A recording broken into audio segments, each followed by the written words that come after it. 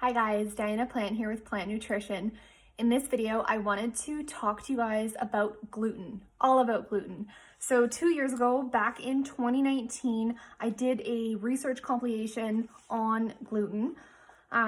Using every book that I had, I looked up gluten in the reference and looked at what each person, author, doctor was saying about gluten. So I have that compiled here. It's a little bit all over the place. It's like a rough draft of trying to create a blog. So the blog that I ended up writing was, could eating gluten be contributing to your gut issues? So that is my final product. That's on my blog at plantnutrition.com. I will link it in the description section. But there's a lot in that blog that I did not include about gluten that I want to share with you. So specifically, I'm going to cover just some different quotes about gluten and autoimmunity, gluten and weight gain, gluten and diabetes, gluten and brain dysfunction. Yes, those are the main points here. So I just want to share the information so that you are informed. Whether or not you want to eat gluten after that, of course, is totally up to you, but I at least want to know that I did my part on informing you about it, okay? So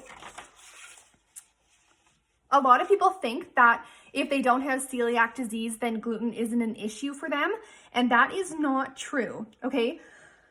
So Dr. Sara Gottfried, who is a Harvard-educated physician and board-certified gynecologist, says in her book, The Hormone Reset Diet, what I've observed over the past 2 decades is that most people seem to be sensitive to gluten.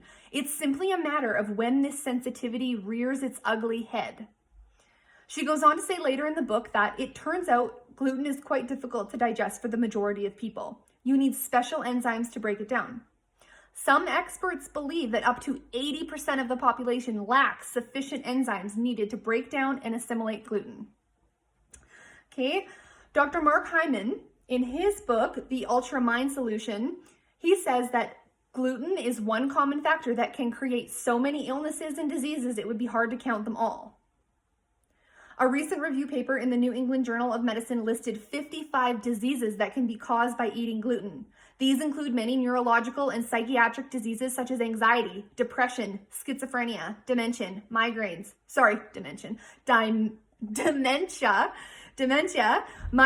epilepsy, neuropathy, which is nerve damage. Gluten has also been linked to autism, end quote. He goes on to say, we're all unique biochemically and genetically, and have different responses to the same insults. In one person, gluten may cause arthritis. In another, it can cause depression.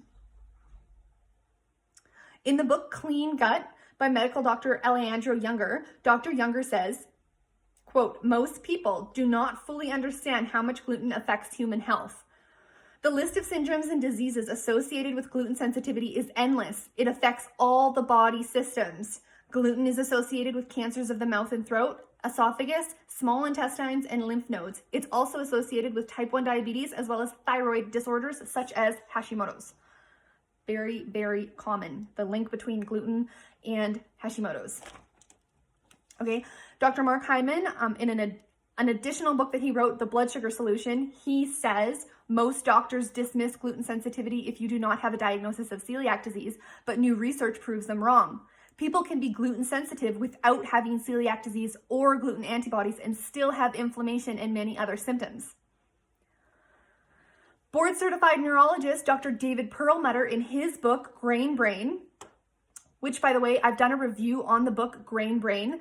That's also on my blog, and I will link that in the description section. Grain Brain is a fantastic book. Every person should read Grain Brain, okay? It's all about why we shouldn't actually be building our diet around grains, how they're damaging to our brains and to our bodies in general. They're way too high in sugar, and they are contributing to type 2 diabetes, obesity, and many neurological disorders.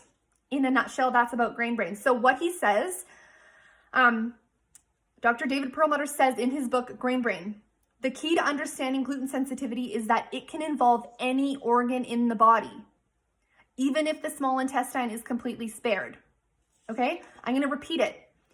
The key to understanding gluten sensitivity is that it can involve any organ in the body, even if the small intestine is completely spared.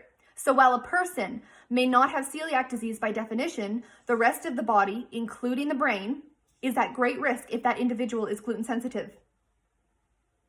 In his book, Dr. David Perlmutter quotes Dr. Rodney Ford in his article, The Gluten Syndrome, a Neurological Disease, saying, quote, with estimates that at least 1 in 10 people are affected by gluten, the health impact is enormous, end quote.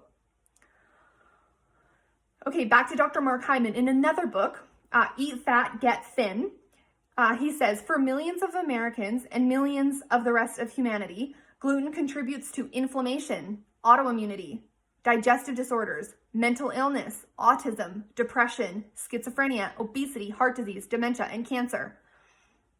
Dr. Sara Gottfried says many people develop leaky gut, food intolerances, and fat loss resistance from eating gluten. Gluten is like a gateway drug to obesity, okay? Are you getting bored? How am I doing here? 6 minutes in. I still have another 5 pages. So let's see here. I'll give you a little bit more and then I will wrap up and create another video in the future on this, okay? So don't go on and on forever here. But you can see gluten, I just feel like people are really underestimating how detrimental gluten can be to health. And it's something that's totally overlooked. And in my opinion, if someone is on a health journey, you're trying to get healthy, you're trying to heal your body and eliminate disease, gluten has got to go. It has to go. I'm sorry. I'm not sorry. That's the truth. I'm telling you the truth and I'm not sorry about it, okay? I'm gonna go on here. So I quoted Dr. Sara Gottfried in an above paragraph stating that gluten is difficult to digest, that we need special enzymes to break it down, and that some experts believe 80% of the population lacks the sufficient enzymes needed to break down and assimilate gluten. Dr. Sara Gottfried goes on to explain the consequences of not digesting gluten optimally. Okay, I want to just tell you my own words. This is what happens. This is why gluten is so detrimental to the health. It pokes holes in your intestinal tract and it leads to leaky gut. Okay, gluten is a major contributor to causing leaky gut, which is also known as intestinal permeability. So what happens when we have a leaky gut? It can lead to autoimmune diseases, okay? Because when we have a leaky gut and the gut lining is porous, it allows, when we're eating, undigested food particles to get into the bloodstream, okay? So there's large undigested food particles that get into the bloodstream, and then the immune system launches an attack against those large particles because it's foreign to them. It's like, what is this stuff? I don't even know what this is. So the immune system launches an attack and it ends up, in a nutshell, it can be a major contributor to autoimmune diseases, okay? I'm gonna continue explaining here. I also wanted to say that it's not just large food particles that can get into the bloodstream, but when you have leaky gut, you can also allow microbes to get into the bloodstream and toxins to get into the bloodstream, and undesirable things that should not be in the bloodstream are able to get into the bloodstream, okay? And like I said, it can cause autoimmune reactions and autoimmune diseases, okay? This is how Dr. Sara Gottfried explains it. So she's talking about the consequences of not digesting gluten optimally. She says, it's like trying to eat a whole onion. It's a lot easier to consume when you chop the onion into smaller pieces, the way enzymes chop your gluten into smaller pieces that your body can handle more efficiently. When the gluten proteins are not sufficiently chopped down to size, they permeate the underlying immune tissue of the gut and lead to overstimulation of the immune system. That means your immune system can backfire and actually make you sick, such as with autoimmune conditions like Hashimoto's disease.